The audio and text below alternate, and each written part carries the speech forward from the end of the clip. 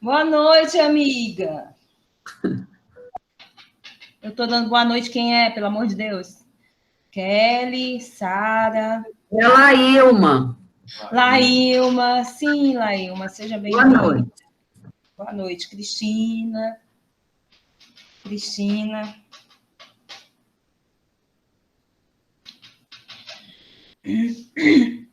Tu já tem que buscar água para mim. Gente, a aula de hoje, sejam bem-vindos. Pessoal, antes de eu falar da aula de hoje, né? A situação das escolas está uma situação muito complicada, né? Parece que o prefeito aqui, e junto com o resto do Brasil, está abrindo tão lentamente, relacionado à pandemia, que a previsão de aula presencial é só em dezembro. Só em dezembro para janeiro. Se abrir, né? Então, nós vamos aqui, né, caminhando devagar. Então, não vai abrir mais esse ano, na verdade, né? Provavelmente, né? Professora, e como é que ficaria quando for ter as aulas práticas? Pois é, mas a gente não pode. Não pode fazer. Não pode, não é porque a gente não queira, não, nem as pessoas não queiram receber. Mas eu não posso mandar aluno para os lares de idosos se mal pode entrar nesses lares, né? Acho que nem a família está tendo visitação por conta foi restringido por conta do coronavírus, né? Então a gente está aqui. Só tem que lembrar, gente, que não é só Fortaleza, né? É o mundo inteiro. Olha, se fosse só nós, né? É o mundo inteiro nessa vivência, nesse sofrimento. Professora Sônia, oi, amor. Na verdade, eu sou mãe de duas pessoas, duas crianças, e eu prefiro que não volte, nem para mim, nem para elas. A maioria das pessoas está escolhendo, né? Porque, na verdade, a criança pode até não desenvolver o coronavírus. Mas, exatamente, Kelly, não pode entrar nas casas de idosos, não pode. Pois é. As crianças, além de poderem ser portadores do vírus e transmitir para outras pessoas, né? Não sei se vocês já viram que as crianças que desenvolvem a doença, lá na frente, tem até um problema neurológico já sendo estudado, né? Uma síndrome neurológica que as crianças podem desenvolver com esse vírus. Então, é uma coisa perigosa, porque criança tem o sistema imunológico já ainda não tão preparado para as doenças. Apesar de que se espera que a criança ela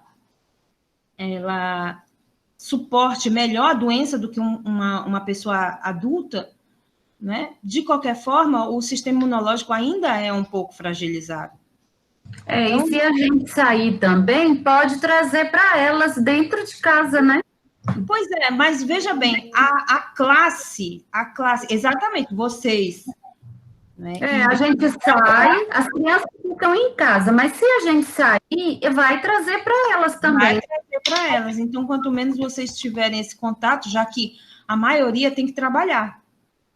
Né? Não tem jeito. A maioria tem que trabalhar e já tem um contato forçado com o pessoal de ônibus, né? Terminal. Já tem esse contato forçado com o supermercado. Né? Então, infelizmente, a gente vive uma situação severa. Agora, quanto menos a gente puder expor, principalmente as pessoas idosas e as crianças, melhor, né? Então, infelizmente, a gente está nessa situação. Nós é porque, assim, a própria agência de vigilância sanitária proíbe essa aglomeração de alunos aqui. Então, é complicado a gente passar por essa situação e não podemos também transgredir todas as regras, né? Então, a gente está indo, caminhando. O importante é que quem estiver assistindo aula, estiver tendo presença, tá? Quem estiver assistindo aula, quem estiver tendo a sua presença, vai receber o certificado e nós vamos nos comprometer depois da pessoa ter essas aulas práticas, tá certo? Isso não é difícil, a gente... Quando possível, né? Quando possível, claro, quando possível, certo? Ah, E a outra coisa que eu... agora eu entendi, professor. Como é, Luana? Eu entendi. Pois é. E quando, por acaso, você arranjar um emprego, porque vocês não podem, quem estiver aí procurando um emprego e tiver qualquer dúvida, vem aqui. A gente se disponibiliza a mostrar algum material. Eu sempre me coloquei à disposição dos cuidadores, nunca me neguei a dar nenhuma informação ou fazer alguma prática com esse profissional. Porque só um não tem problema, o que não pode é encher a sala de máscara, tá? Não tem problema nenhum. Então, assim, é porque, às vezes, por exemplo, tem uma colega aí que ela recebeu uma proposta de trabalho, inclusive está trabalhando no final de semana, mas não teve nem a aula ainda de sinais vitais. E aí foi cobrado dela que ela verificasse a pressão da paciente dela. Só que ela disse que não sabia mexer no aparelho, nunca mexeu no aparelho, nem mesmo no digital, não tem essa vivência. E aí eu disse para ela, infelizmente, a gente tem que trabalhar, eu entendo vocês, mas a gente vai ter essa aula, vai ficar tudo bem claro na sua cabeça, enquanto isso, vamos para frente, vamos tentando contornar a situação. E aí uma colega dela vai mostrar para ela o aparelho lá na residência, para ela poder estar verificando a pressão da paciente no aparelho digital. Então, assim, são coisas que vão acontecer, infelizmente, né? O profissional vai trabalhar, vai ser chamado para trabalhar, e às vezes não completou ainda o curso, mas precisa trabalhar, né? Precisa trabalhar, a gente entende completamente, e eu estou aqui à disposição. A aula de hoje, nós vamos falar aqui no nosso curso de cuidador de idosos, vamos falar um pouquinho sobre o sistema respiratório.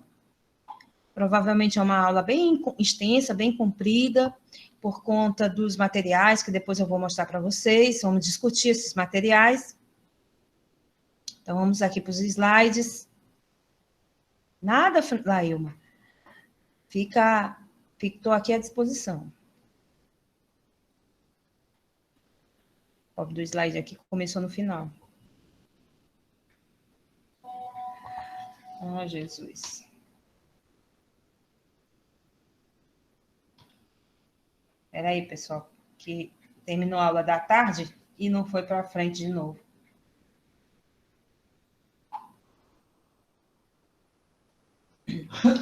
Vamos falar um pouquinho primeiro sobre o sistema respiratório. Depois vamos ver a função do cuidador nesse sistema. Veja, esse primeiro conceito é para nós discutirmos. Deixa eu fechar aqui o meu vídeo. Pronto. Sistema respiratório, então, é o conjunto dos órgãos responsáveis pela absorção do oxigênio, eu coloquei aí o O2, do ar pelo organismo, e da eliminação do gás carbônico, o CO2, retirado das células. Nossa primeira pergunta aqui. Esse ar que nós respiramos, quanto tem de oxigênio nesse ar? Qual é a porcentagem que você acha que tem de oxigênio nesse ar que nós respiramos? O que é que vocês acham?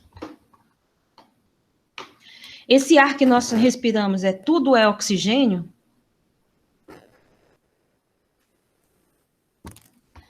Isso importa? É importantíssimo. Importantíssimo aí para as muitas práticas que nós vamos ter, essa informação.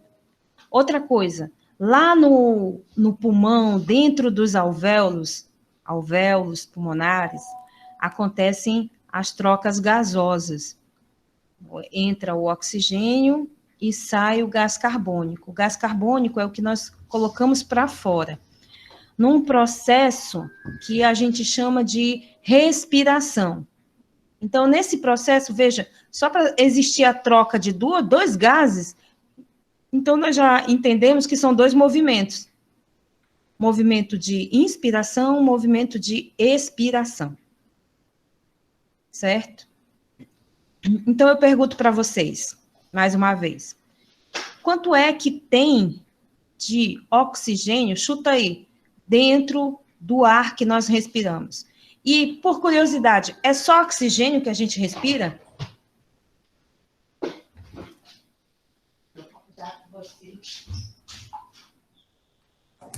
Eu não faço ideia, professora.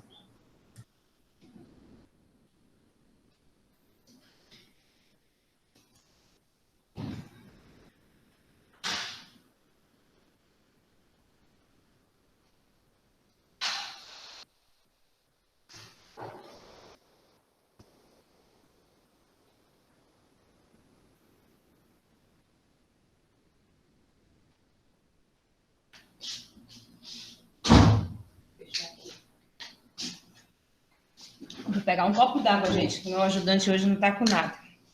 Está sentado aqui, não se levanta. Bom, gente, é o seguinte, no ar que a gente respira, tem apenas 22% de oxigênio. O restante é nitrogênio, é enxofre, são as partículas que ficam suspensas no ar, como a poeira, são os micro-organismos, como as bactérias, os fungos, os vírus, são diversos tipos de materiais, né, de árvore, de ainda, do que sai da natureza, né, da terra, que são partículas que ficam suspensas no ar. Então, tem muita coisa no que a gente respira que não é aproveitado pelo nosso organismo, porque, na verdade, o que é realmente aproveitado pelo nosso organismo é o oxigênio. O resto, o organismo coloca para fora. Então, esse ar que nós respiramos, ele é uma mistura de muitos gases, inclusive o ozônio, óxido nitroso, tá? Metano, são muitos gases que nós respiramos. Mas o que a gente aproveita, realmente, é 20% de oxigênio, tá? Aquele oxigênio, eu vou já falar para vocês, aquele oxigênio 100%, oxigênio 100% puro, é o oxigênio hospitalar. O oxigênio hospitalar do cilindro de O2, ele é um oxigênio puro. Então, esse oxigênio é 100%. Só lembrando, pessoal, antes de eu passar para frente, que o oxigênio a 100%, naquele cilindro, ele é considerado um medicamento para situações de emergência, quando o paciente diminui essa oxigenação e o médico prescreve. Então, para o paciente aspirar ou respirar esse oxigênio, para poder melhorar a situação, o quadro de saúde dele. Então, o oxigênio medicinal, o próprio nome já está dizendo, é um medicamento. Então, são dois movimentos, o de inspiração e o de expiração. Os componentes aí do sistema respiratório. Então, ele é formado pelas vias respiratórias e pelos pulmões. É bem interessante, né? Parece uma árvore, tão bonito. Vou já mostrar a imagem. Os órgãos que compõem as vias respiratórias são por onde passa o ar. Esse sistema respiratório, ele basicamente convive com o ar. Ele não é para conviver com outros líquidos, nem outros componentes. Então, nós temos aí as cavidades nasais, que tem a mucosa nasal, a faringe, a laringe, a traqueia e os brônquios. Ainda tem os bronquíolos e os alvéolos. Nessa imagem fica bem mais fácil a gente entender o nosso sistema respiratório.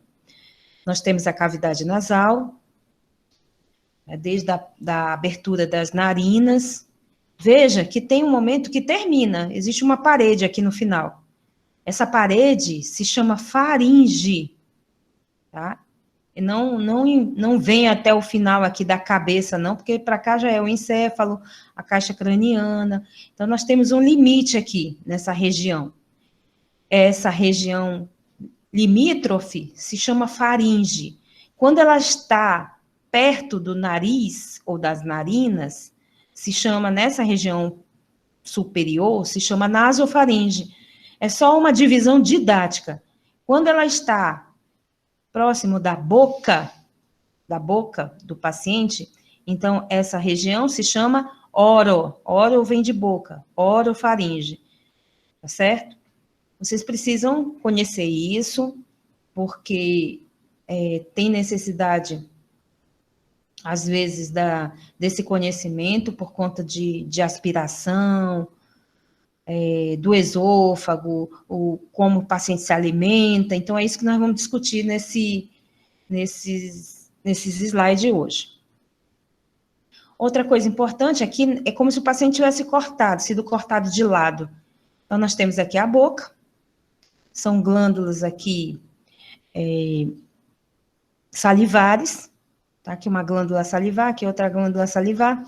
E aqui seria essa parte mais volumosa, a língua, tá? E o que eu quero mostrar para vocês é esta lingueta que se chama epiglote. Eu vou aumentar, certo? Para que você e eu discutimos aqui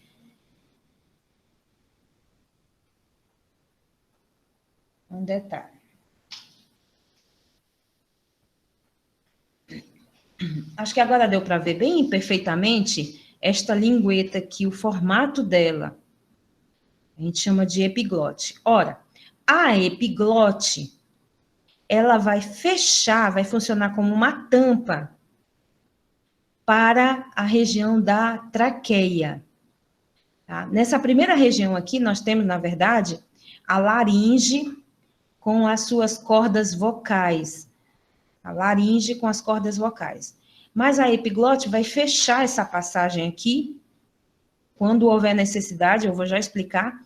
E por aqui por trás, que vocês estão vendo, que não foi desenhado completamente, é o esôfago. O esôfago, então, ele é comum aqui nesse pedacinho aqui, ele é comum com a laringe.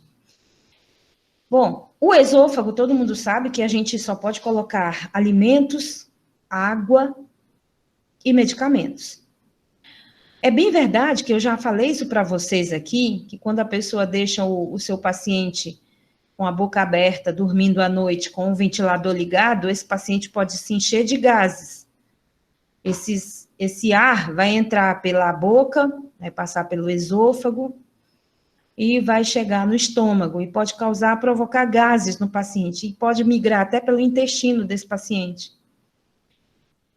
Isso é verdade. Então, na verdade, nós podemos introduzir pelo esôfago, então, alimentos, água e medicamentos.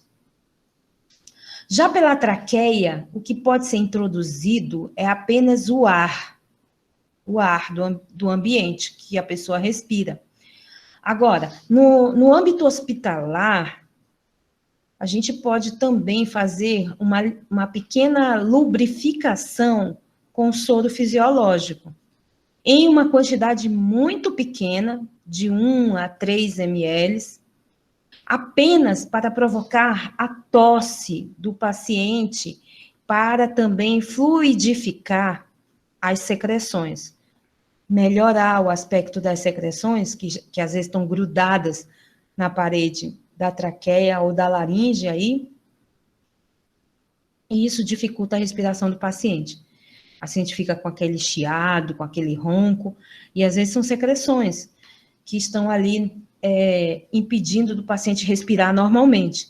Então, quando a gente lubrifica essa área com soro fisiológico, existe um reflexo de tosse imediatamente, o paciente começa a tossir, porque isso irrita o paciente, e essa tosse libera essa secreção. Então, a gente pode lançar mão disso. Agora, eu quero mostrar isso para vocês, essa epiglote, que é, na verdade, esta lingueta aqui, porque o nosso mecanismo que acontece aí nessa região, ele é muito mediado, orientado, né, e é realizado pelo sistema nervoso central. Depende da nossa vontade, não depende da nossa vontade. Agora, existe no ato de engolir, popularmente a gente dizendo assim, engolir, seria o ato de deglutição. Nesse ato de deglutição, quando a pessoa está com um alimento na boca, vai mastigar esse alimento e vai engolir, no momento que engole, as pessoas não respiram. Porque essa lingueta aqui, ela baixa, fechando aqui a passagem do ar, e aí ela ajuda o alimento a passar direto para o esôfago. Então, é muito importante que você perceba isso nos pacientes e leve essa orientação até para a sua residência, porque ou a gente come, ou a gente fala, ou a gente respira. São coisas diferentes que você precisa fazer separadamente. Ou come, ou fala, ou respira. Não dá para fazer os três no mesmo tempo. Quando a pessoa quer engolir e quer falar, a epiglote fica na dúvida. Ou ela fecha, ou ela abre. Que negócio é esse? Entendeu? Porque ela quer engolir, se ela fosse engolir, ela tinha que fechar. Se ela quer falar, ela tem que abrir. Então, não dá para falar e engolir ao mesmo tempo. Mas tem gente que, quando está comendo, pensa que dá para fazer isso. Mas a verdade é que quando se engole a comida, no ato da deglutição, essa lingueta ela tende a baixar. Então, é muito perigoso você tentar fazer as duas coisas ao mesmo tempo. Porque o que acontece? Na hora de engolir, em vez dela baixar, ela fica elevada, e a comida, em vez de descer pelo esôfago, pode descer pela traqueia, sufocando o paciente e engasgando o paciente, tá? Então, preste atenção muito bem nesse detalhe. Outra coisa, se for um líquido, onde a pessoa está com essa dificuldade de engolir, e em vez do líquido ir para o esôfago, para ser engolido, ele vai para a árvore respiratória, porque naquele momento a pessoa estava tentando respirar e estava tentando engolir ao mesmo tempo, tá? Percebe que não dá para fazer isso ao mesmo tempo, quando engole, para de respirar. Mas é tão rápido que a pessoa não vai morrer por conta de parar de respirar enquanto engole. Então, se por acaso esse paciente estava tentando, engolir algum líquido e estava tentando falar ao mesmo tempo, quando a pessoa puxa o ar para respirar, esse alimento, pode ser líquido ou sólido, ele é aspirado para dentro da laringe e cai na traqueia e pode também sufocar o paciente. Então, aspirar também é isso, fazer com que o alimento se desvie do esôfago e caia na laringe. Ele aspirou. É muito comum os médicos dizerem isso para os profissionais. O paciente está ali, ele sofreu uma aspiração. Então, o que é a aspiração? É exatamente o que eu acabei de explicar. Certo? O alimento, em vez de ir para o esôfago, vai para a traqueia. E quando o alimento chega na traqueia, e que passa para o pulmão, esse alimento, ele não pode...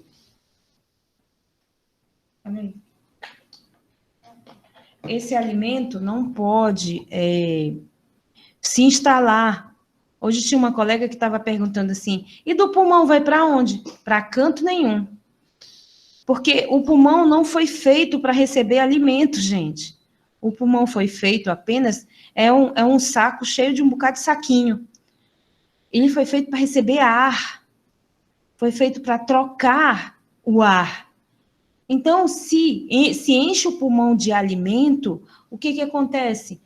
Uma pneumonia por aspiração. Esse alimento provoca no pulmão um processo inflamatório.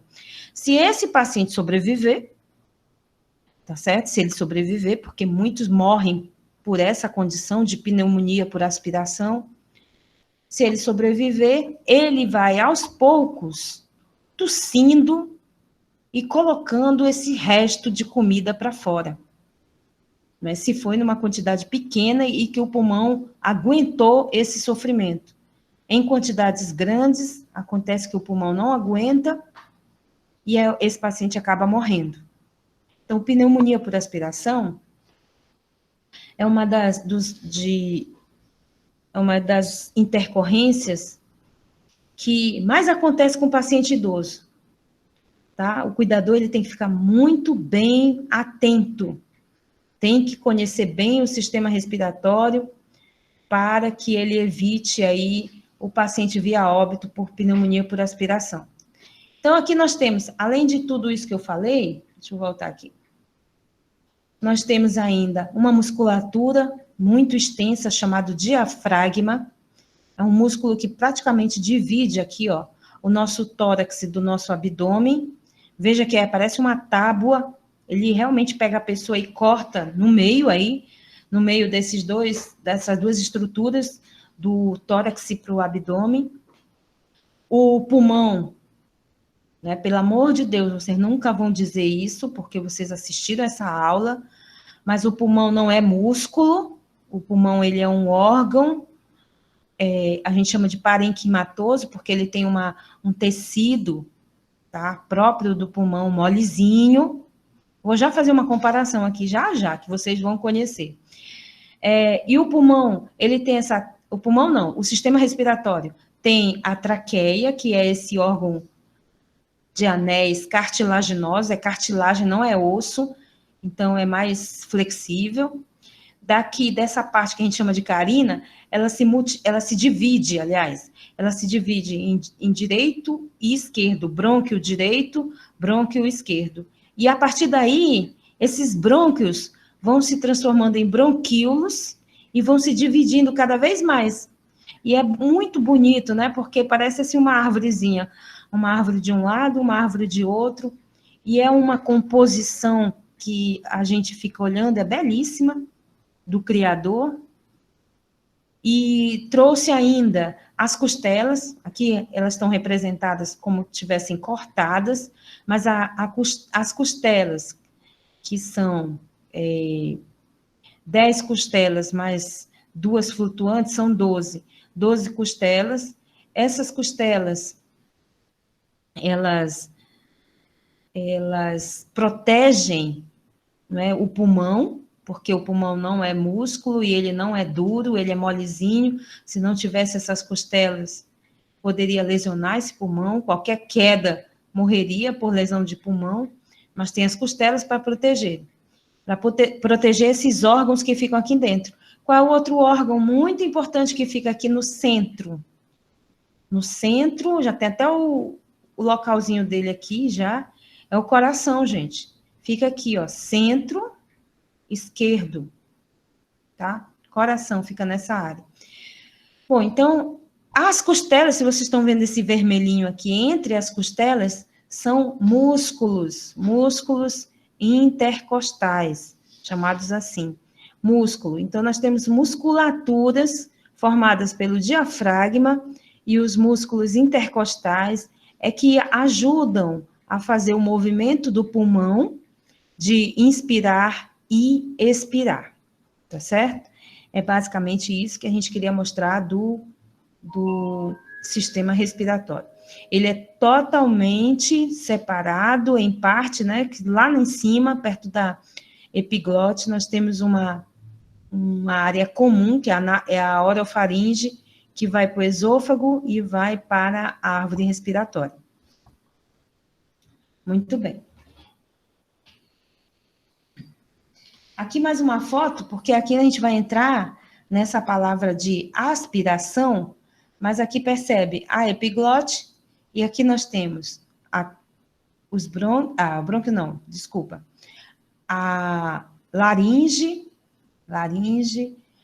a traqueia, tá representada aí por esse tubo, e nós temos aqui o esôfago nessa outra parte.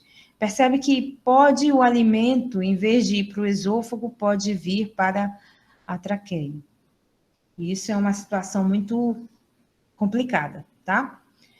Sim, na ponta desses bronquíolos, cada vez menores, eles vão se dividindo até se tornar um tubinho bem fininho. Existe um saquinho, esse saquinho se chama alvéolo, é onde se faz as trocas pulmonares. Então, essa definição de aspiração de secreção. Então, aspirar é retirar o procedimento utilizado para realizar secreções, é o procedimento utilizado para retirar secreções do trato respiratório superior ou cavidade oral através de sucção por catéter. Tá? Eu vou mostrar todo esse material na próxima aula, mas é apenas um aparelho, que é o aspirador doméstico, é utilizado para sugar essa secreção. Vamos fazer comparações. Antes de fazer comparação... Peraí, volta aqui. Eu quero fazer a comparação aqui do pulmão.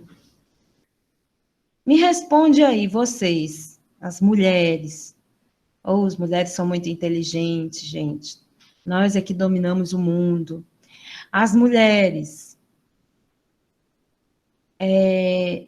nos animais que a gente come, como é popularmente conhecido o pulmão? Para quem gosta das comidas aqui do Ceará, se não sabe, fica sabendo que você come pulmão. Pulmão do boi, claro. Ou vocês nunca souberam que comem pulmão? Alguém pode me responder? Vamos ver se alguém vai, Aline, diz aí. Vai, Lailma, tu nunca soube? Estou sabendo pela primeira vez. Nunca ouvi isso na minha vida. Não sabia que comia pulmão? Não. Não é o fígado, não. O fígado é fígado mesmo. É o bofe. O fígado é o fígado do boi, tá certo? Aline, a pergunta é, qual é o órgão do boi? Aliás, como vocês conhecem o órgão do boi, que é o pulmão e que a gente come? É porque na área do açougue, que eu não sou especialista nessa área... É a costela? Como é, Aline? É a costela? Não. É a costela? É não, gente. É o que, professor? É o famoso bofe. É o bofe. É o bofe. Eu disse que É o bofe, o xixi. Então, eu nunca como bofe. Ah, meu Deus. Chama de xixi de bofe. Eca! Pronto. Nossa! professora, mas é muito ruim esse bofe. Eu não vou mais comer. Eu não quero mais comer. Come sim, deixa de besteira. Come, sim. É o bofe. Come, vem na panelada. Vem no sarrabulho, né? Vem. Sarrabulho. É no sarrabulho. Sarrabulho. É. No sarrabulho é que vem. Eu particularmente não gosto de sarrabulho. Pois então, eu nunca comi, porque eu não como sarrabulho. Só de olhar para ele, eu passo mal. Cada um. Eu comi escondido no saco. Olha aí, o depois disse que tu comeu escondido. É Eu já porque são pratos que são feitos com vísceras, né? Não são são órgãos. vísceras, Todas as partes... eu vou chamar de órgãos cavernosos, é porque eles não são órgãos, como a professora falou, né? A víscera, ela tem essa característica, então, são os que são usados, os miúdos também, mais ou menos conhecidos tripa, também. diz logo Fazer... Também, mas é porque tem pulmão. É porque tem pulmão também no meio, né? Rapaz, eu levantei aqui o assunto do açougue aqui. Veja bem, a panelada, ela é composta basicamente, né, com tripa. do intestino grosso e intestino delgado. né? A panelada é principalmente intestino grosso e intestino delgado, certo? E é bom, né, professora? Ave Maria, eu gosto demais de panelada, demais. Agora, eu não gosto também do sarrabulho, é uma comida tipicamente cearense e eu não gosto, não me acostumei com essa comida. Pois é. Professor, sarrabulho é a mesma buchada? Não, é outro Não, 500 não, já. né? Estamos em outros 500 aí. Buchada é do bode. A buchada é o intestino É porque lá em São Paulo do bode. tem outras nomenclaturas que a gente chama, mas eu não... Do bode. Mas eu queria... A confusão ficou grande. Aí, gente, tá tendo retorno ainda. Olha só. Desliga só o áudio de vocês. Quando vocês quiserem falar, vocês podem falar. Deixa eu só explicar um negócio aqui para vocês. A gente que quiser alguém falar, pode ficar à vontade. Deixa eu dizer, o pulmão que a gente come, que a gente não, né? Que alguns não comem, eu também me incluo nisso. Tá lá no sarrabulho, aqui no Ceará. Lá em Belém, aqui vocês... Alguém falou xinxim, não foi? Xinxim de bofe. E eu achei muito engraçado quando eu cheguei aqui. Eu sou paraense, eu acho que vocês já sabem disso. Eu achei muito engraçado quando chegou aqui e eu olhei os pedaços de pulmão e o povo disse assim, ó, o bofe. Eu digo, como é, menino? Bofe? Pior lá em Belém, porque lá em Belém o povo chama de... Não é bofe. Agora fugiu a palavra. O pulmão, eu acho que é pulmão mesmo. Só que eu sempre comi como carne moída. Eles fazem moído. Não, moído. É moído. E aí eles fazem, tem outro nome, mas daqui para o final da aula eu digo para vocês, lá em Belém. Mas cada cidade tem a sua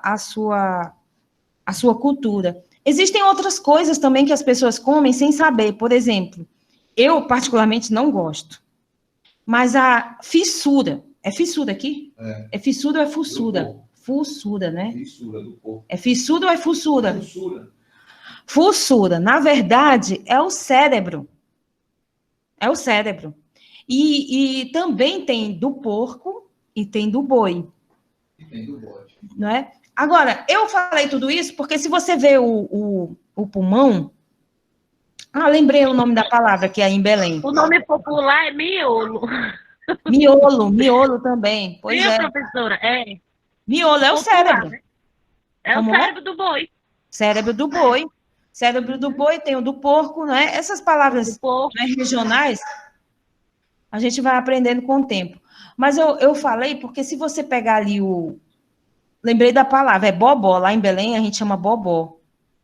E o bobó, na verdade... Aqui é de camarão. Pois é, aqui é de camarão. E lá do pulmão. Aí, resultado... Cristina, tudo isso ela gosta. A rocha, né, Cristina? E se você pegar o pulmão aí, cozido, você vai perceber que ele é leve. Ele é leve, parece uma esponja... Porque, na verdade, ele tem o tecido dele, mas a função dele é encher de ar, certo? Foi por isso que eu falei aí, para a gente conhecer esses componentes, né? Esses órgãos. Então, assim, depois que a gente passou lá pelo açougue, a gente falou aqui da aspiração. Não falam disso. O objetivo da aspiração, gente, principalmente, eu vou deixar só esses 3, é manter as vias aéreas livres, retirar as secreções do trato respiratório ou da boca sem traumatismo, prevenir e tratar infecções respiratórias e vias aéreas superiores. Esses 3 são mais importantes. Agora, só vocês vão ter que lembrar o seguinte, é que tem paciente idoso que não consegue cuspir. Hoje à tarde eu até estava dando um exemplo. O jovem, né? Principalmente os jovens que têm um pulmão bom ainda, estão com todo o gás, tem aquele que puxa lá aquela secreção lá das profundezas do pulmão e cospe assim uns 3 metros de distância. É porque eu estou exagerando, claro.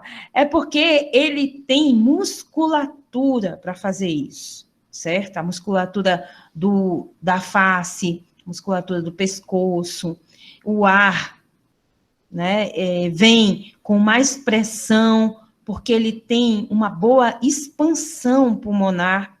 Mas quando a gente vai envelhecendo, tudo isso vai diminuindo. A musculatura da face vai ficando fraca, a musculatura do pescoço também vai enfraquecendo, a respiração, os idosos respiram bem curtinho, porque não fazem movimentos respiratórios, não fazem exercício para melhorar a respiração.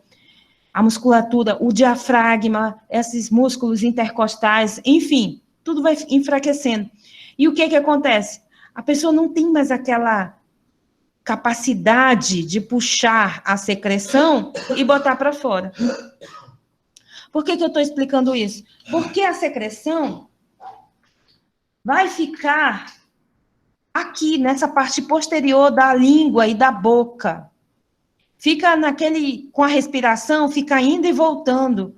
Muitas vezes fica também na faringe, aqui na orofaringe, né? E o paciente quer colocar para fora e não consegue, tá? E fica com aquele ran-ran, com aquela vontade de cuspir e não dá.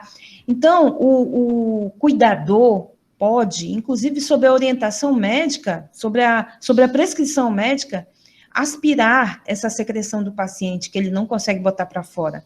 Muitas vezes isso é um alívio para o paciente. Ele quer dormir e aquela secreção na garganta dele não deixa ele dormir.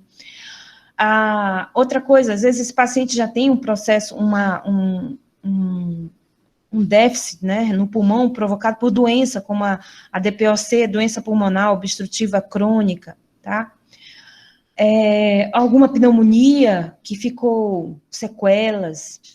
Eu sempre dou o exemplo da minha mãe. A minha mãe disse para mim que ela não consegue cuspir. Ela não consegue cuspir. Ela tenta e não consegue. Mas a minha mãe teve tuberculose. E quando ela faz raio-x, aparecem as sequelas no pulmão dela. E tá todo mundo, inclusive, caminhando lá em casa, justamente, e ela também, que é magrinha, que é justamente para melhorar a capacidade pulmonar dela, porque é pequena a capacidade pulmonar dela. Ela ainda tem alergia respiratória, então ela tem dificuldade de respirar. Então, nesses casos desses pacientes, quando já ficam acamados, ou pacientes que já não fazem exercício nenhum dentro de casa, e aí a situação piora e muito. E o cuidador, ele tem que saber de tudo isso, porque ele pode precisar aspirar esse paciente. Mas é claro que esse aspirador é a família que compra. E na próxima aula a gente vai demonstrar um pouquinho sobre essa questão de aspirar, mas é a família que compra esse aspirador, e ele tem aí um aspirador doméstico. Eu até vou só relembrar aqui para vocês, para quem não conhece o aspirador, porque esse aspirador, eu digo que quem descobriu esse aspirador ficou rico. Porque é só o que a gente vê nas farmácias, é esse modelo de aspirador. Está apresentando aí? Professora, no caso de um paciente que você vai fazer, que no caso faz a aspiração, é um paciente que usa aquele, como é o nome daquele aparelho que o traqueóstomo. Que é traqueostomizado, não é isso? Sim. Então, quando você tem um paciente traqueostomizado, você tem esse procedimento de fazer a aspiração. Quem está perguntando, só porque não está... Tá. Sara, não é só o paciente com traqueóstomo. É justamente por isso que eu estou falando nessa aula para os cuidadores, porque nos hospitais, quem faz esse processo de aspiração são os técnicos e os enfermeiros. Mas aspirar a boca do paciente, aspirar o nariz do paciente, o cuidador tem condições de fazer, orientado pela própria família e prescrito essa necessidade pelo próprio médico, o cuidador tem condições de fazer. É por isso que a gente está discutindo isso, tá? Eu vou falar de traqueóstomo, mais lá na frente, vou mostrar. Por quê? Existem certas condições que o paciente, por exemplo, estava bonzinho, estava em casa sendo cuidado por um cuidador. Aí o paciente teve uma pneumonia, e aí quando voltou com traqueóstomo. E aí, como só tem um cuidador em casa, provavelmente é ele que vai ter que aspirar o traqueóstomo desse paciente. Agora, nos hospitais, quem faz esse serviço é a enfermagem. Mas não é só o traqueóstomo que a gente aspira. A gente aspira também a boca do paciente e aspira o nariz do paciente também, para tirar essas secreções, tá certo? Bom, o aspirador... Pode perguntar. E no caso, assim, a questão de tempo, de intervalo de tempo do procedimento que você tem que fazer, tudo isso, por exemplo, um paciente que é traqueostomizado, de quanto em quanto tempo precisa fazer essa aspiração? É conforme a necessidade. Não existe esse tempo regular. Não existe tempo, né? Não existe tempo regular, tá? Os médicos, eles orientam 4, 5 vezes por dia. Você vai ter que aspirar.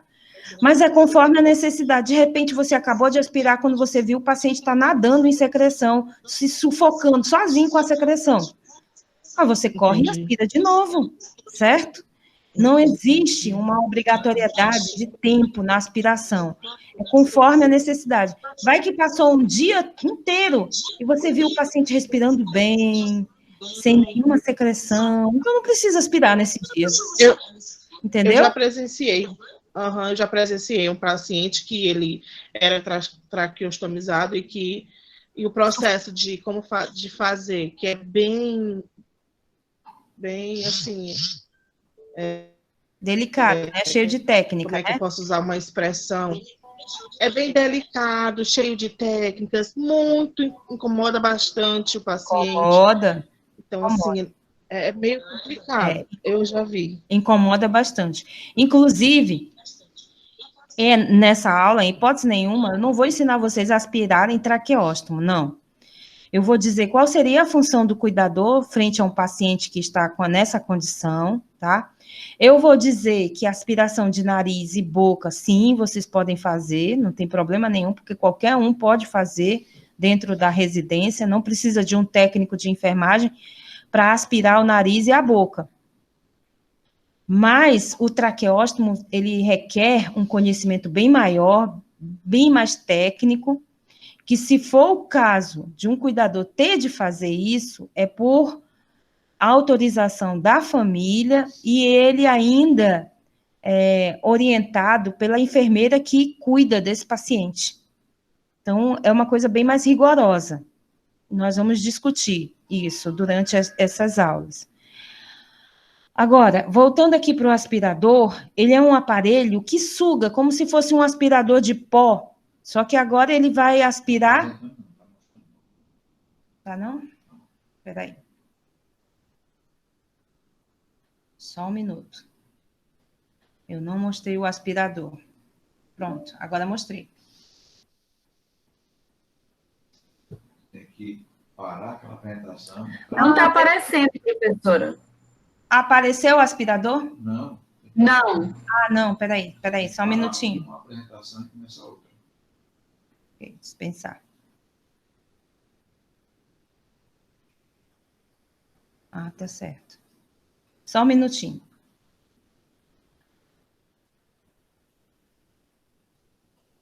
Deixa eu ver se...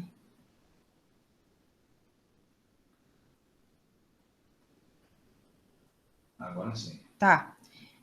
Qual foi a tela que apareceu? Deixa eu ver. A tela do aspirador. Ah, tá. Certo. Então, veja, esse aspirador aí, que custa quase R$600, que tem na maioria das farmácias, e a maioria é essa mesma marca aí, NS, é um aspirador doméstico.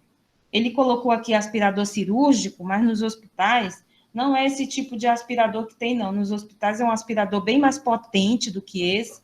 Nos hospitais são aspiradores com volume maior, tá? De vidro, tem pressão, tem manômetro, são aspiradores bem mais potentes, tá? Então, assim, era para só vocês visualizarem aí que esse aspirador é um aspirador residencial, que tem na farmácia, e quem tem que adquirir esse aspirador é a família. Orientado, às vezes, até muitas vezes orientado pelo cuidador, que o cuidador conhece e diz para a família, olha, o ideal é que tivesse um aspirador, quando fosse para uma consulta para um médico, falasse a condição do paciente, que ele está cheio de secreção, se a família poderia comprar um aspirador, se o médico concorda, né? Porque aí a sua função é exatamente essa orientação que muitas vezes as famílias não têm. Ok? Vamos voltar aqui para o nosso slide. Vamos ver se vai dar certo. Peraí. Deixa eu voltar aqui. Se você clicar na aba da outra apresentação, ele muda sozinho. Ah, ele muda? Ele mudou aí? Não, ainda não. Cliquei na aba. Peraí. Ah, porque também tem...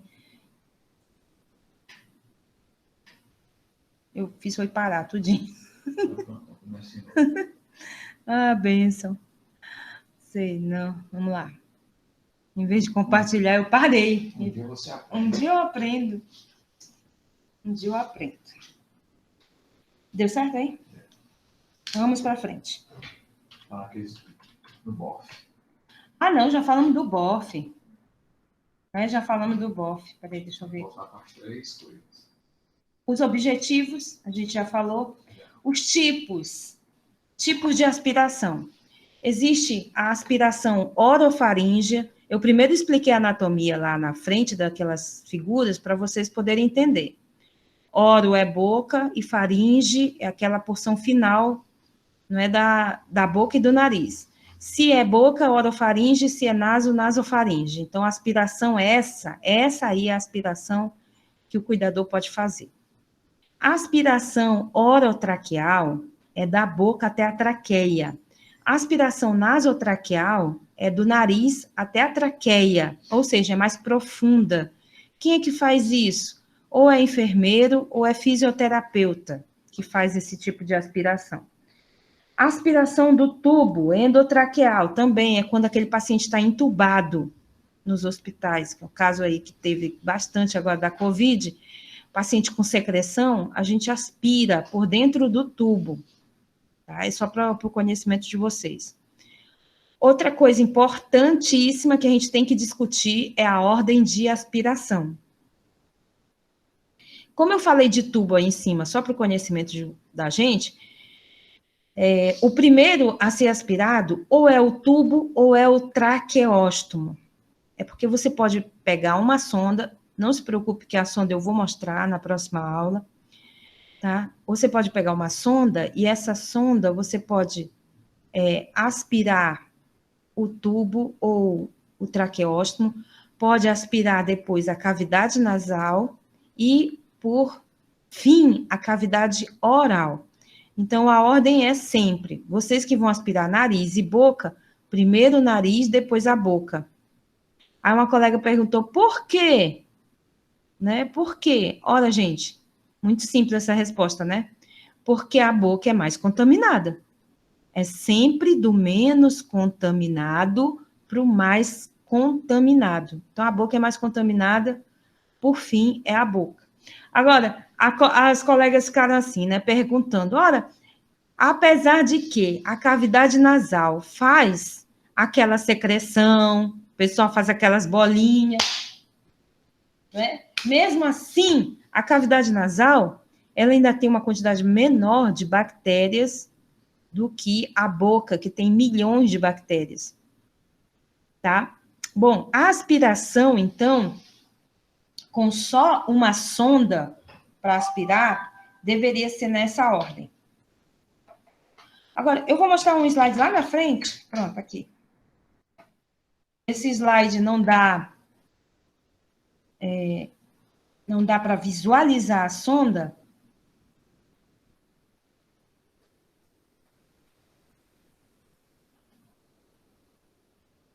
coloquei aqui? Deixa eu ver aqui o que foi que eu abri. Não sei por que ele veio com essa coisa lá para cima. Pronto, eu quero é aqui. Eu vou só mostrar aqui uma figura. Pronto, maior. Para comentar algumas coisas nessa foto. Ficou desfocada, mas dá certo. Primeiro que o aspirador está aqui, está numa posição errada.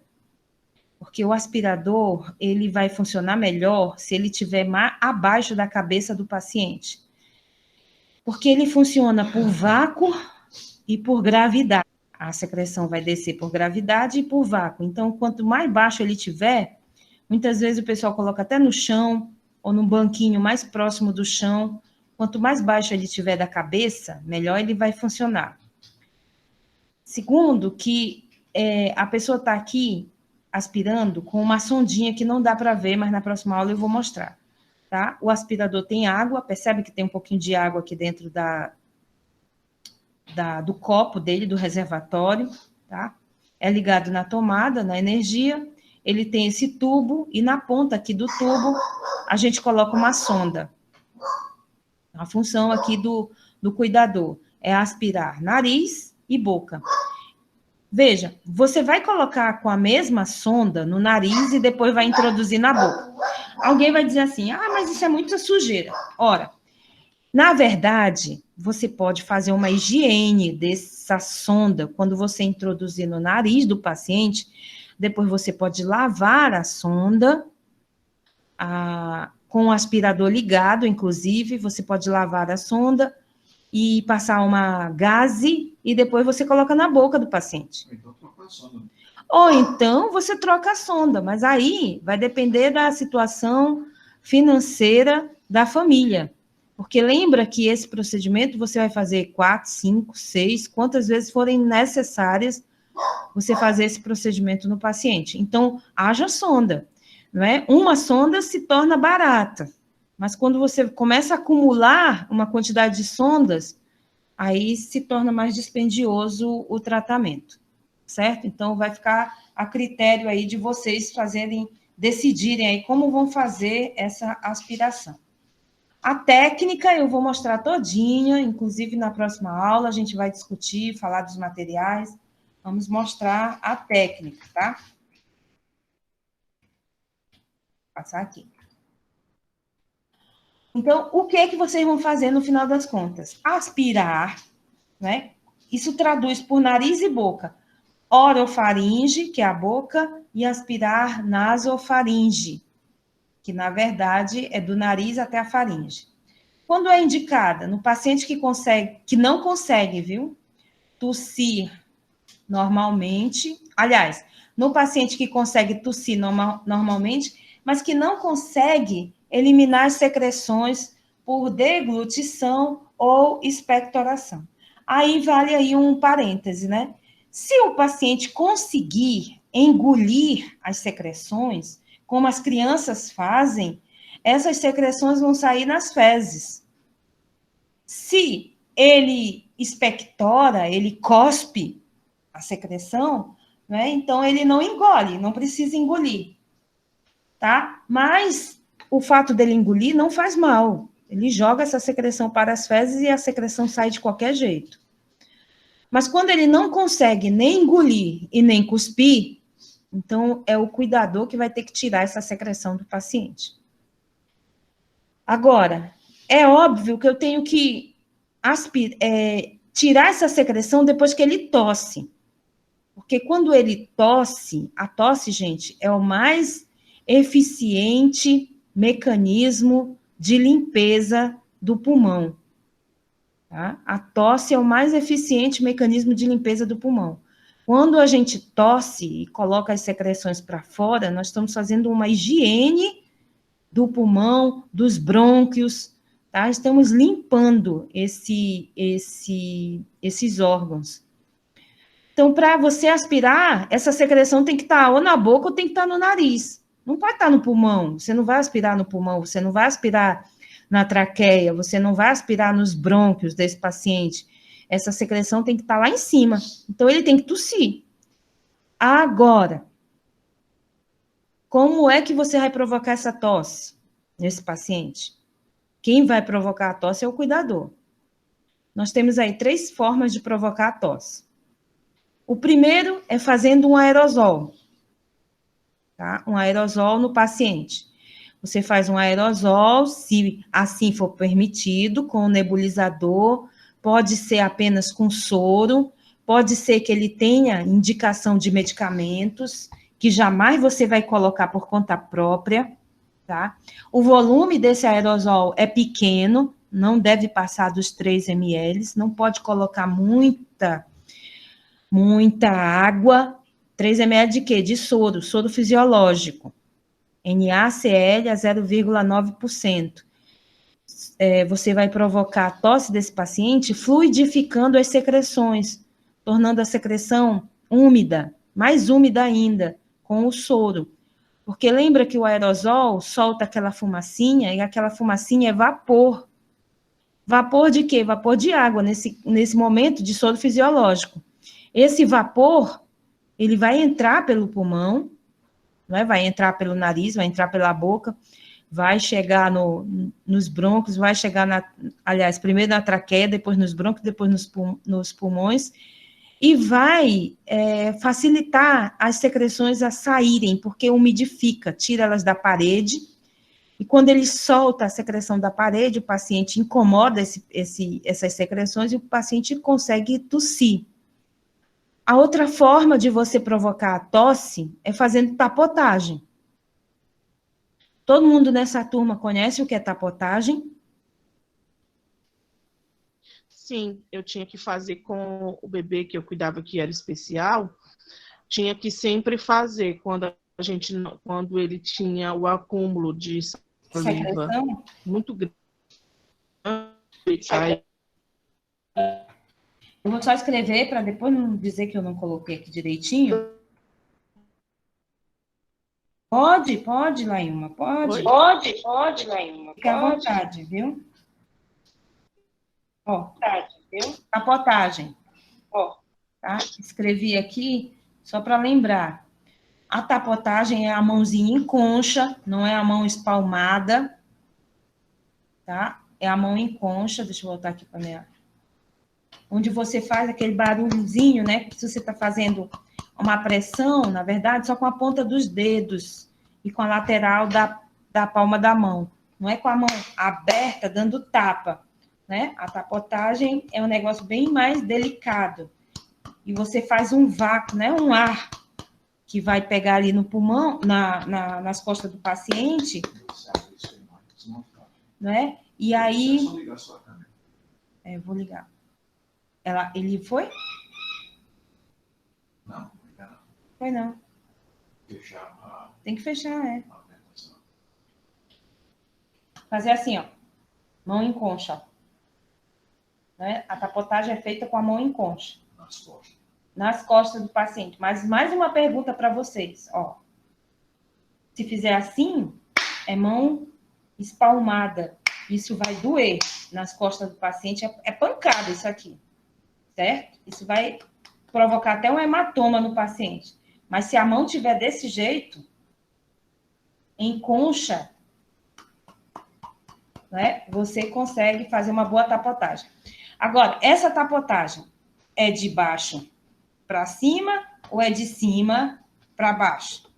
Pode ser feito tanto na frente, na área pulmonar, como nas costas, aí na região da costela. Até essa porção aqui superior do ombro, tá? Você pode fazer a tapotagem. E aí, é de baixo para cima ou de cima para baixo? Ou tanto faz? O que é que vocês acham? Tem que estudar para fazer direito, não é? E aí, Laíma, antes de tu sair, tapotagem é de baixo para cima ou de cima para baixo? Não é de qualquer jeito? A Aline está pesquisando. Aline, tu está pesquisando, Aline?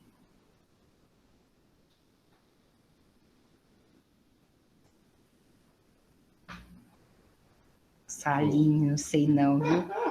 É esperto aí. Quero saber se tu vai achar. Tem coisas que é difícil de achar.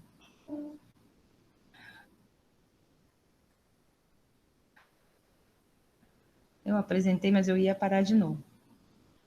Vou responder para vocês. Mas a resposta é bem lógica, tá? Tá aparecendo, né? Vou responder, mas a resposta é lógica, Aline. Deixa eu mostrar. Se a base do pulmão é aqui, e a secreção tem que chegar aqui na garganta, gente, só pode ser de baixo para cima. Tá? E você não pode fazer isso aqui, ó. Não pode fazer isso. Porque se você bate de cima para baixo, as secreções descem para a base do pulmão. E é na base do pulmão... Escutando a minha voz. Não, deve ser os dados. É na base do pulmão que é o lugar que mais faz pneumonia.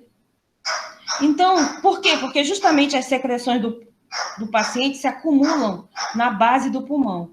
Então, é óbvio que você tem que bater, ó, de baixo para cima. E não pode voltar, não é fazer isso aqui e depois fazer isso aqui. Quer dizer, você sobe e depois desce, tá? É só de baixo para cima, chegou aqui, tem que voltar para baixo e subir de novo. Pode bater pelas laterais, pode bater aqui de lado, nas costas, aqui nessa região, ó. Quem é que nunca se afogou e fez assim? Porque as secreções saem mesmo, desgruda, ó. Aqui é a traqueia, ó.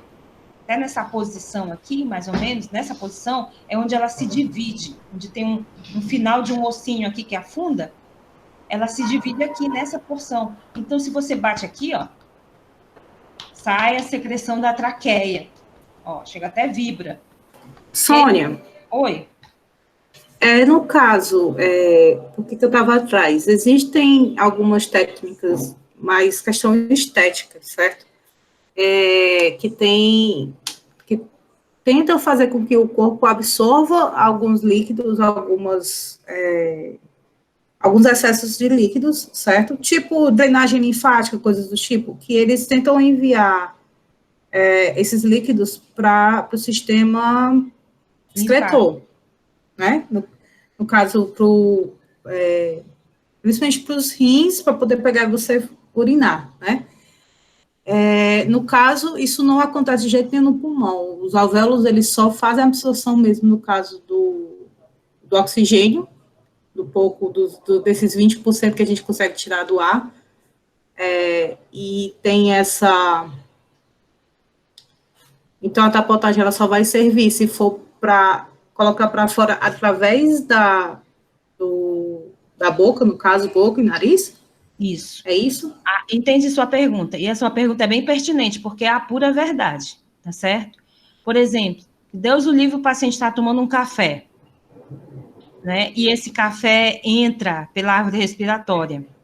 Esse café dentro da árvore respiratória, dentro da traqueia, que entra pelos brônquios e chega lá no pulmão, esse café não vai ser absorvido, certo? Esse café vai causar um processo inflamatório e, através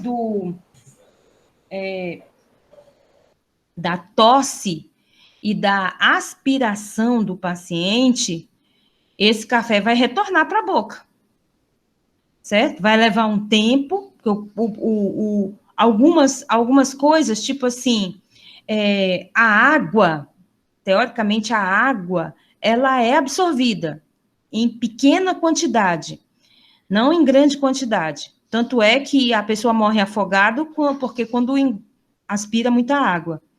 Em pequena quantidade, ela pode ser absorvida, porque tem vasos também no pulmão, e essa água pode ser absorvida por esses vasos. Mas as composições, por exemplo, do exemplo que eu dei do café, o restante das substâncias não vão ser absorvidas. Elas podem impregnar nesse pulmão, se for uma pequena quantidade, por exemplo, do próprio pó do café, impregna lá no pulmão, causa uma pneumonia, depois fica lá. O resto da vida, como se tivesse causado uma fibrose, o organismo engloba aquelas substâncias e fica lá, certo? Então, não tem como o pulmão absorver outras substâncias que não seja uma pequena quantidade de água certo? Uma pequena quantidade de água e o ar que é feito as trocas gasosas. Nenhuma outra substância vai ser absorvida dentro do pulmão. Não tem como, certo? Ou ela sai, quando o paciente aspira qualquer coisa, ou ela sai através da tosse, ou o organismo engloba uma pequena parcela dessa substância e fica lá como se fosse uma fibrose para o resto da vida. Como acontece na tuberculose. Parecido com o que acontece na tuberculose, tá? As bactérias são englobadas na tuberculose, forma uns nódulozinhos no pulmão que aparecem no raio-x para o resto da vida. E o médico sabe que ali é um ponto onde as bactérias foram englobadas pelos tecidos e pelo sistema imunológico do paciente, e fica um nódulozinho lá no pulmão que fica pro resto da vida. Aparece tudo no raio-x, tá? Mas realmente não dá. E é por isso que os pacientes morrem. Por pneumonia por aspiração. Tá? O nome é esse. O que é isso? O paciente estava tentando engolir alguma coisa e ele quis respirar e falar, ou falar no mesmo tempo que engole, tá? Ou é porque também a musculatura desse paciente do pescoço, da face, como eu já comentei, está já prejudicada, e aí na hora de engolir e respirar, né, a epiglote não baixou corretamente. E todo esse sistema, ele é dependente do sistema nervoso central e de musculatura. E quando acontece isso, o paciente acaba aspirando, ele mesmo puxa o alimento para dentro da árvore respiratória e acaba fazendo pneumonia por aspiração.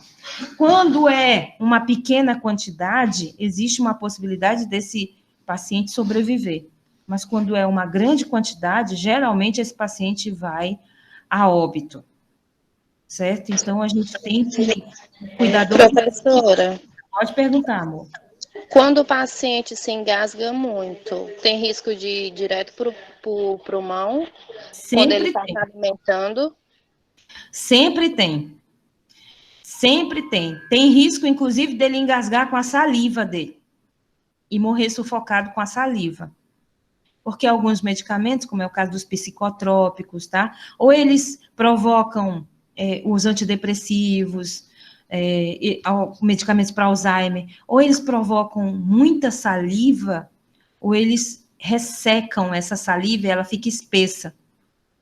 Né? E se o paciente se engasga, ele não consegue engolir a saliva dele ou cuspir, ele pode morrer com a própria saliva. Aspirar, certo? E acabar morrendo sufocado com a saliva dele mesmo.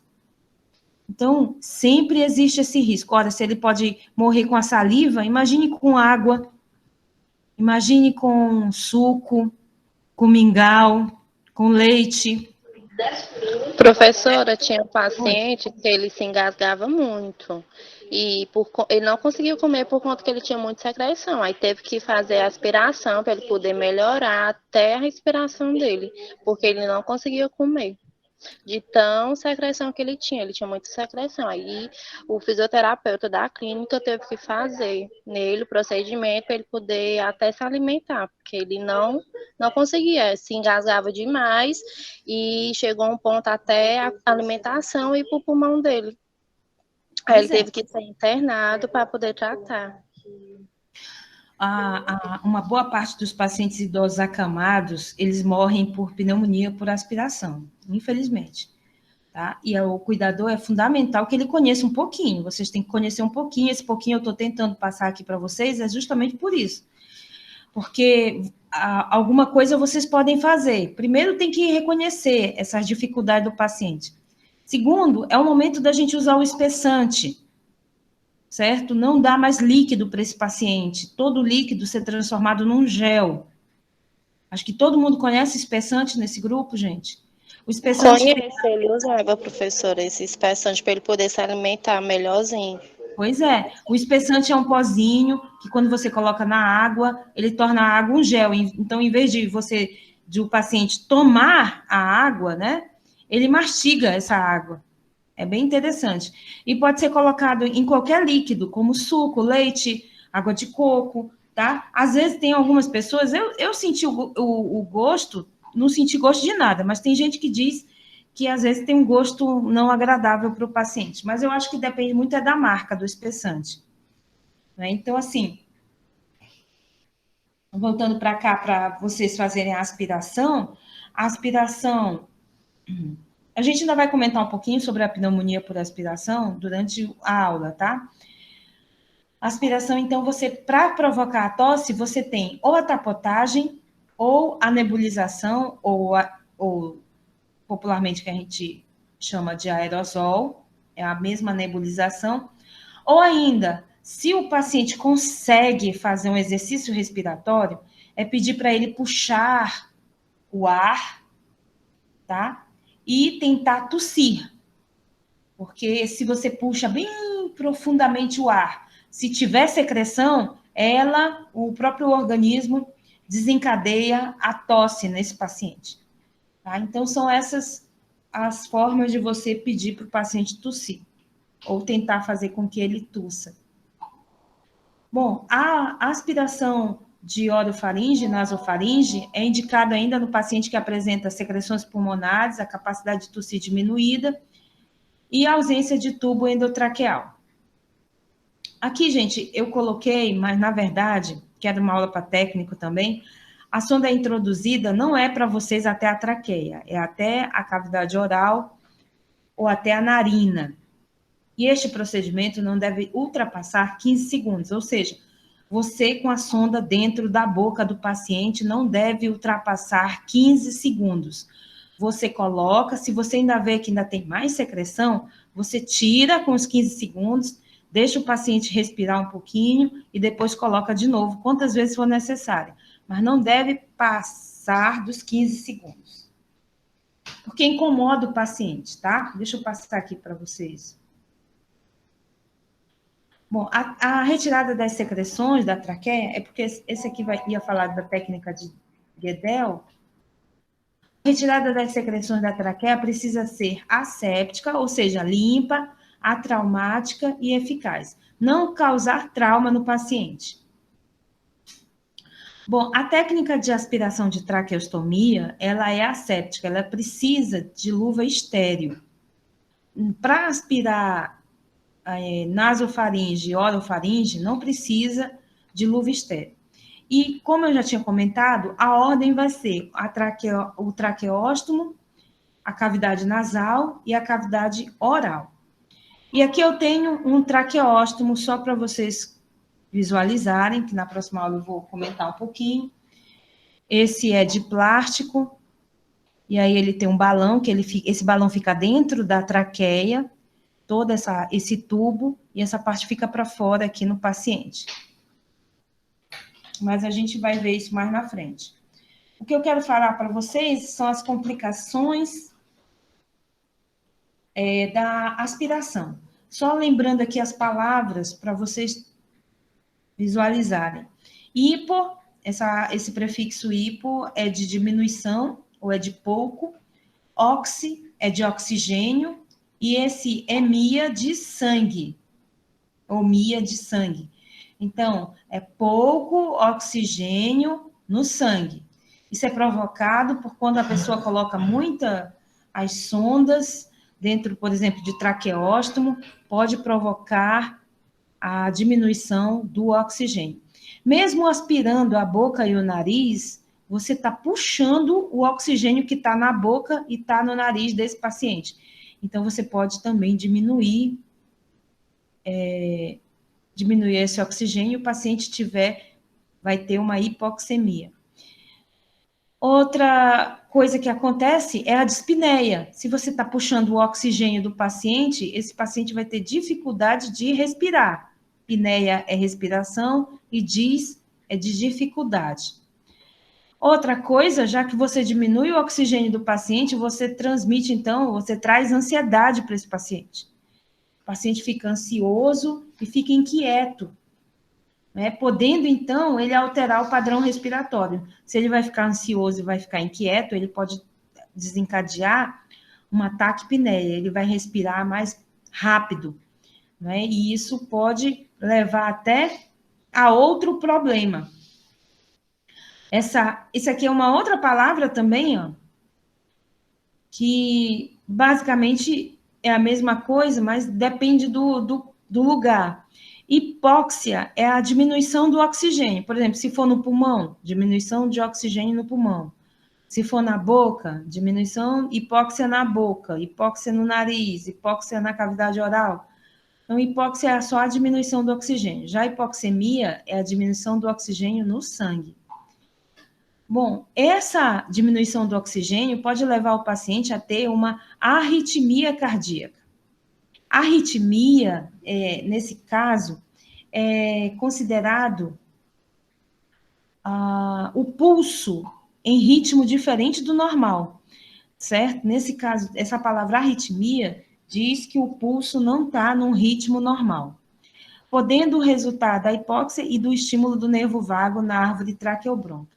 O nervo vago é o nervo principal pela respiração e ele vai ficar com uma disfunção ele sofre essa disfunção por conta da diminuição do oxigênio lá no pulmão e lá na traqueia. Isso são coisas que podem acontecer com o paciente, que se acontecer, você tem que parar de aspirar, deixar o paciente respirar. Se for o caso, oferecer oxigênio para esse paciente, mas a gente vai ainda ter uma aula sobre oxigenoterapia, tá? E a gente vai falar sobre isso. Ainda você pode provocar traumatismo, não traqueal e bronquial. Não, porque você não vai introduzir nem na traqueia, nem nos brônquios. Mas o traumatismo é na mucosa, certo? Podendo provocar sangramento. Que mucosa? Aquele tecido que reveste a boca e o nariz. E principalmente se o paciente estiver tomando anticoagulantes.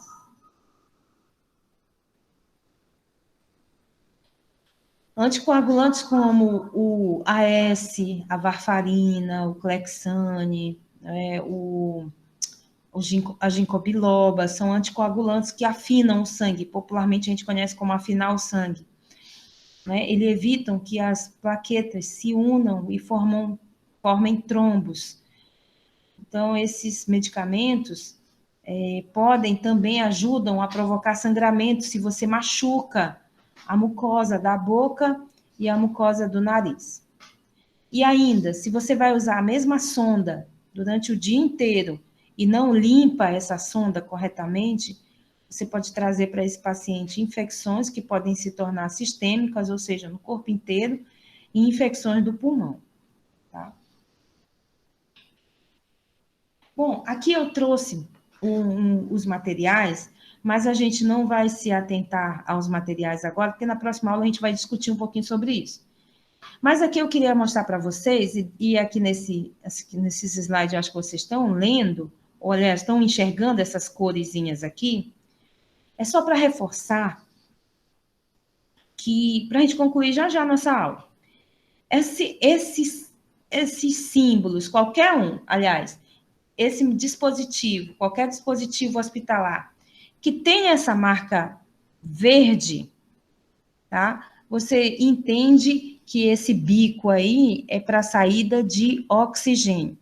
Então, sempre algum bico com essa indicação verde é oxigênio. Que oxigênio, Sônia? Oxigênio a 100%, o oxigênio medicinal. Sempre que tiver esse símbolo amarelo, ou essa cor amarela, ó, tá aqui ela de novo, tá aqui o verde de novo. Isso está indicando o ar comprimido. Aí eu pergunto para vocês, quanto tem de oxigênio nesse ar comprimido? Aqui tem 100%, eu já falei. O oxigênio medicinal, tá? É um oxigênio caro, né, que as empresas fazem essa reposição dentro dos hospitais, dentro dos cilindros, dentro da tubulação.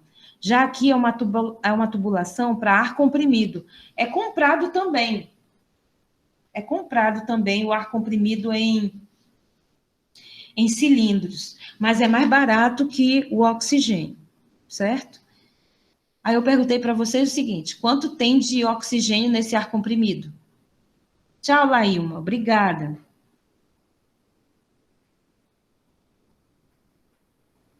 Alguém responde?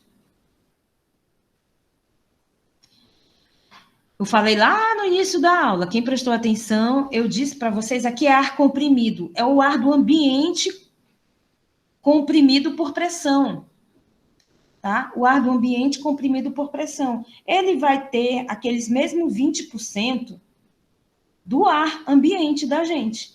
Ele só tem 20%, tá? E esse outro último bico aqui, cinza, é o vácuo, é o aspirador. Então, quando você vê esse símbolozinho aqui, não tenha medo, não. Por aqui sai o oxigênio, por aqui sai o ar comprimido, e por aqui é a ligação para aspirar. Então, é aspirador, né? Para ligar aspiradores. Veja, e eu estou mostrando isso também para você me responder outra coisa. Vocês não querem me responder, mas eu vou perguntar. Na nebulização, no aerosol, que é feito no hospital, é feito com oxigênio a 100% ou é feito com ar comprimido?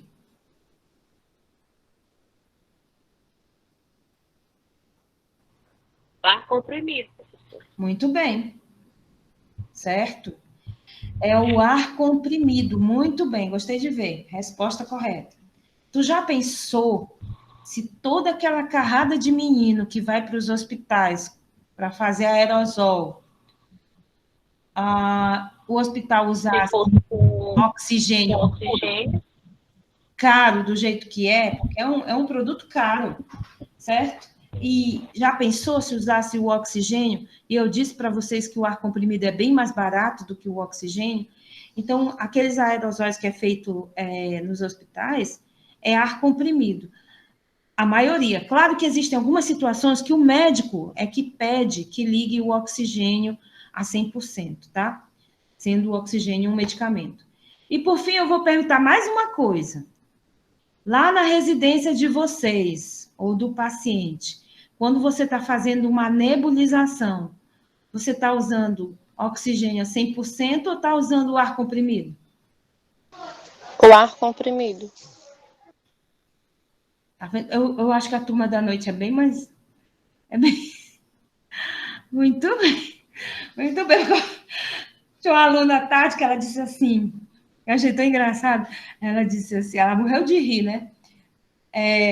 Quem disse aí oxigênio está errado, viu? Se pensou dizendo que você usa o oxigênio a 100% no nebulizador da sua casa ou do paciente, está totalmente errado, mas aprenda agora, que é o ar do ambiente, nem é ar comprimido também, que o nebulizador comprime esse ar. E é o ar do ambiente. Ora, para você ter um oxigênio a 100%, gente, tem que comprar o cilindro. E o cilindro é caro, tá? O cilindro custa, assim, os pequenos, de 800 a 1.000 a 2.000 reais. Quanto foi esse cilindro aí? Que o menino queria te vender o preço correto. R$ 1.400 um cilindro, certo? E pior, se você ainda tem o cilindro, você ainda vai encher com oxigênio. Você vai comprar o oxigênio. É comprado.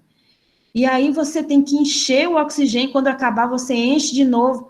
Aí depois que eu disse isso, a menina, onde que eu tenho cilindro lá em casa? O único cilindro que tem é do botijão de gás. Eu digo, pois é.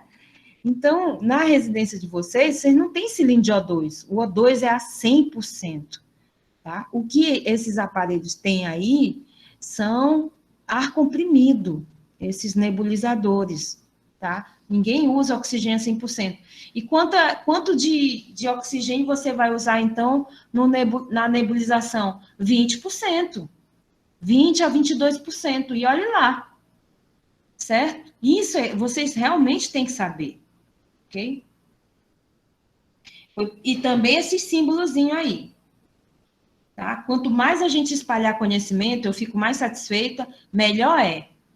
Porque eu lembro de uma reportagem de que, infelizmente, uma técnica de enfermagem lá para o Rio, para São Paulo, pegou esse ar comprimido aqui, ó, gente, tá? Com um látex e ligou na veia de uma criança de poucos meses. O ar comprimido, esse daqui. Era para ela ligar no aerosol da criança. E ela ligou, não sei como, na veia da criança. Aí a mãe, né, porque não tem conhecimento, infelizmente, quando você não tem conhecimento, você é mesmo que um cego. Diz que a mãe olhou aquela coisa e viu o braço da criança inchando, ficando tufadinho, e viu depois que a criança virou o pescoço e morreu. Criança de poucos meses. Quer dizer, e se, a gente vai para o e se, né? E se tivesse uma pessoa que soubesse o que era ar comprimido, o que é oxigênio, o que é vácuo? Não é? E se tivesse uma pessoa que visse que aquilo ali estava errado, porque ela estava ligando ar comprimido na veia de uma criança? Né? Então, a gente vai para o e se. Então, quanto mais, na minha opinião, como enfermeira, quanto mais todos os cuidadores, todos os acompanhantes, né, quanto mais o próprio paciente conhecer do seu corpo e dos materiais que podem estar inseridos nele, melhor para o próprio paciente, tá certo? Porque a gente protege, quando a gente tem conhecimento, a gente protege as pessoas que estão ao nosso redor. Tá? E aí a descrição do procedimento fica para a próxima aula. E só para concluir, vamos exercitar aqui, ó. Isso aqui é um umidificador, vai ser ligado aonde? No oxigênio. Depois eu vou apresentar, mas vai logo gravando. O umidificador, vocês viram, já devem ter visto isso nos hospitais, é para colocar água destilada para o oxigênio passar aqui, porque o oxigênio, ele é seco e frio. Então, ele vai ter que passar na água para poder umidificar. Só um detalhe, né? Isso em pacientes que não têm COVID, porque nessa pandemia do COVID, não podia colocar água no umidificador. Esse aqui se chama fluxômetro, está escrito bem aqui, em letras muito pequenas, provavelmente vocês não vão enxergar aí no celular de vocês, mas está escrito aqui oxigênio, e você já sabe porque é verde. E já o amarelo, você já sabe também que é ar comprimido, tá? E isso aqui são tipos de sondas, não tem nada a ver com a cor, são só as sondas de aspiração, mas que na próxima aula eu vou mostrar outro tipo.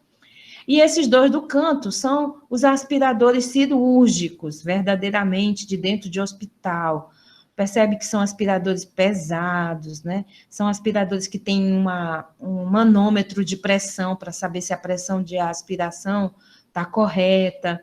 São aspiradores que o selo d'água, o frasco, é de vidro, muito volumoso, deve ter aí uns 4 a 5 litros, porque às vezes você está numa cirurgia, tem que aspirar sangue, aspirar secreção, aspira tudo.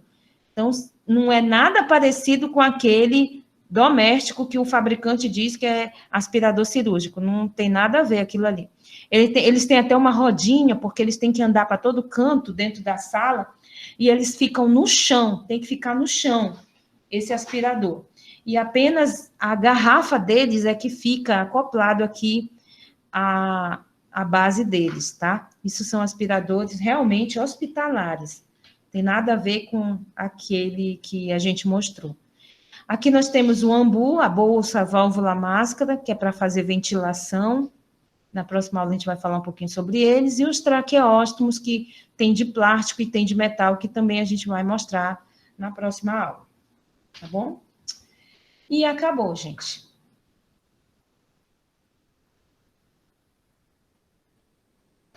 Deu para entender um pouquinho?